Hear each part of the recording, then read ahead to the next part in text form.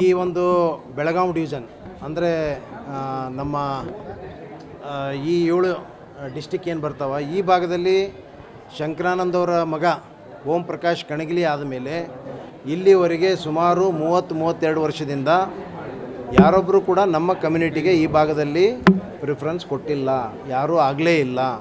ಆ ನಿಟ್ಟಿನಲ್ಲಿ ಈ ಭಾಗಕ್ಕೆ ಒಂದು ಪ್ರಿಫರೆನ್ಸ್ ಕೊಡಬೇಕು. ಮತ್ತು ಇಲ್ಲಿ ನಾವು ಸ್ಥಳೀಯರಿರೋದ್ರಿಂದ ನಮಗೆ ಅವಕಾಶ ಕೊಟ್ಟರೆ ಇಲ್ಲಿ ನಾವು ಹೆಚ್ಚು ಕೆಲಸ ಮಾಡಲಿಕ್ಕೆ ಅನುಕೂಲ ಆಗ್ತದೆ ಅನ್ನುವಂಥ ನಿಟ್ಟಿನಲ್ಲಿ ಈ ಭಾಗದ ಒಂದು ಭಾಗಕ್ಕೆ ನಮ್ಮ ಕೆಲಸ ಮಾಡಲಿಕ್ಕೆ ಮಂತ್ರಿ ಕೊಡಬೇಕು ಅನ್ನುವಂಥದ್ದು ಭಾಳಷ್ಟು ಎಲ್ಲ ಹಿರಿಯರಿಗೆ ಮುಖಂಡರಿಗೆ ಕೇಳ್ಕೊಂಡಿದ್ದೀನಿ. ಅದು ನ್ಯಾಯಯುತವಾಗಿ ಇವತ್ತು ಈ ಭಾಗಕ್ಕೆ ಕೊಡಬೇಕಾಗ್ತದೆ.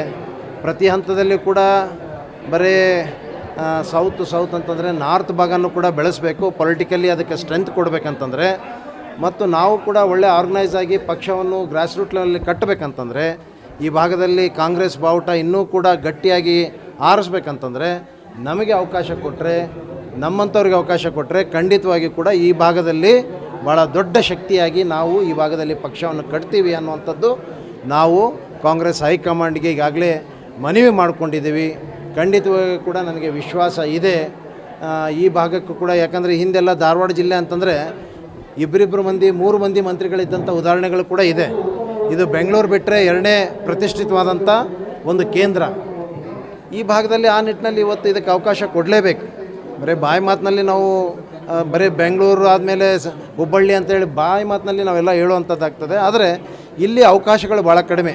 ಅದು ರಾಜಕೀಯವಾಗಿರ್ಬೋದು, ಬೇರೆ ರೀತಿಯ ಎಲ್ಲ ರೀತಿಯಲ್ಲೂ ಕೂಡ ಅವಕಾಶ ವಂಚಿತರಾಗಿರ್ತೀವಿ. ಆ ನಿಟ್ಟಿನಲ್ಲಿ ಈ ಭಾಗಕ್ಕೆ ಹೆಚ್ಚು ಅವಕಾಶವನ್ನು ಕೊಡಲೇಬೇಕು ಅಂತೇಳಿ ಒತ್ತಾಯ ಮಾಡ್ತಾಯಿದ್ದೀವಿ. ಇಲ್ಲ, ಯಾವುದು ಭಿನ್ನಾಭಿಪ್ರಾಯಗಳಿಲ್ಲ. ಸಣ್ಣ ಪುಟ್ಟ ಈಗ ಒಂದು ಮನೆಯಲ್ಲಿ ಸಣ್ಣ ಪುಟ್ಟ ಒಂದು ಫ್ಯಾಮ್ಲಿಯಲ್ಲೇ ಸಣ್ಣ ಪುಟ್ಟ ಭಿನ್ನಾಭಿಪ್ರಾಯಗಳು ಇರ್ತಾವೆ. ಇದು ಒಂದು ದೊಡ್ಡ ಪಾರ್ಟಿ, ಸಮುದ್ರ. ಇಲ್ಲಿ ಒಂದು ಸಣ್ಣ ಪುಟ್ಟ ಏನಾದರೂ ಅವರ ವಿಚಾರಗಳನ್ನು ವ್ಯಕ್ತಪಡಿಸಲಿಕ್ಕೆ ಅವರು ಒಂದು ಅವಕಾಶ ಕೇಳಿದ್ದಾರೆ.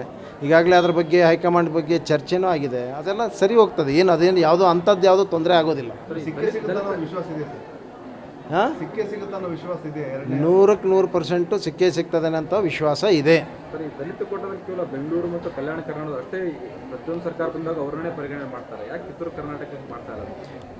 ಅದಕ್ಕೆ ನಾವು ಒತ್ತಾಯ ಮಾಡ್ತಾ ಇದ್ದೀವಿ. ಕಿತ್ತೂರು ಕರ್ನಾಟಕಕ್ಕೂ ಕೂಡ ಈ ಭಾಗದಲ್ಲಿ ಪ್ರಿಫರೆನ್ಸ್ ಕೊಡಬೇಕು. ವಿಶೇಷವಾಗಿ ನಮ್ಮ ಸಮಾಜ 100% ಕಾಂಗ್ರೆಸ್ ಪರವಾಗಿ ಕೆಲಸ ಓಟ್ ಹಾಕುವಂಥದ್ದು. ಆ ನಿಟ್ಟಿನಲ್ಲಿ ಈ ಸಮಾಜಕ್ಕೆ ಹೆಚ್ಚು ಶಕ್ತಿಯನ್ನು ಕೊಡುವಂಥ ಕೆಲಸ ಮಾಡಬೇಕು ಅಂತೇಳಿ ಒತ್ತಾಯ ಮಾಡ್ತಾ ಇದ್ದೀನಿ. ಡೆಲ್ಲಿಗೆ ಹೋಗಿ ಬಂದರೆ ಇಲ್ಲ, ಡೆಲ್ಲಿಗೇನು ಹೋಗಬೇಕಾಗಿಲ್ಲ. ನಮ್ಮ ಹೈಕಮಾಂಡ್ ಇಲ್ಲೇ ಬೆಂಗಳೂರಿನಲ್ಲೇ ಇದೆ. ಅದೇ ಬೆಂಗಳೂರಿನಲ್ಲೇ ನಾನು ಒತ್ತಾಯ ನಮ್ಮ ಯಾವ ಮುಖಂಡರನ್ನ ಭೇಟಿ ಆಗಬೇಕು, ಯಾರಿಗೆ ಒತ್ತಾಯ ಮಾಡಬೇಕು ಅವ್ರಿಗೆಲ್ಲ ಒತ್ತಾಯ ಮಾಡಿದ್ದೀನಿ. ಇನ್ನೊಂದ್ಸಲ ಭೇಟಿ ಆಗಲಿ?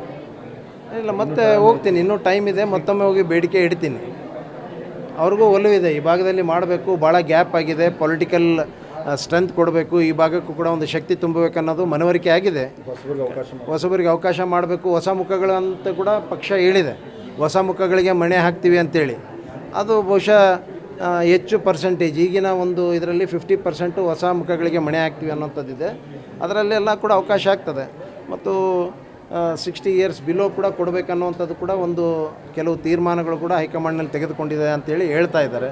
ಅದೆಲ್ಲ ಕೂಡ ರೀತಿಯಲ್ಲಿ ಎಲ್ಲ ನೋಡಿದಾಗ ಖಂಡಿತವಾಗಿ ನಮಗೆ ಅವಕಾಶ ದೊರಕ್ತದೆ. ಈ ಸಲ ಬೆಂಗಳೂರಿಗೆ ಮಿನಿಸ್ಟರ್ಗಳು ವಾಪಸ್ ಬರೋ ಸರ್?